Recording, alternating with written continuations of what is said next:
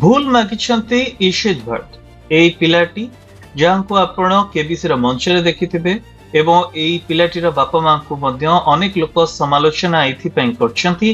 कारण पिलाटीर व्यवहार को नेकी केबीसी मंच रे ओवर स्मार्टनेस हो ओवर कॉन्फिडेंस हो निजर रूड व्यवहार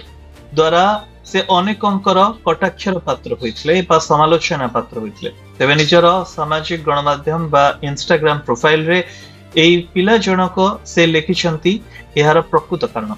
कहवा कथा अमिताभ बच्चन को सम्मुख रे से नर्वस ही जाइतले एवं निज नर्वसनेस को लुचेबा को जायकी एभली किछि व्यवहार करथिले आउ जहा द्वारा से केबीसी मंचरू कोनोसी भी पुरस्कार राशि जीति पानथले एहा परे अनेक सोशल मीडिया इन्फ्लुएंसर पिलाटी को कम पिलाटीर बापा मां को अधिक दोष देथिले एवं अनेक कहिथिले जे एहा पछरे कारण रहुछि हेलिकॉप्टर पेरेंटिंग बा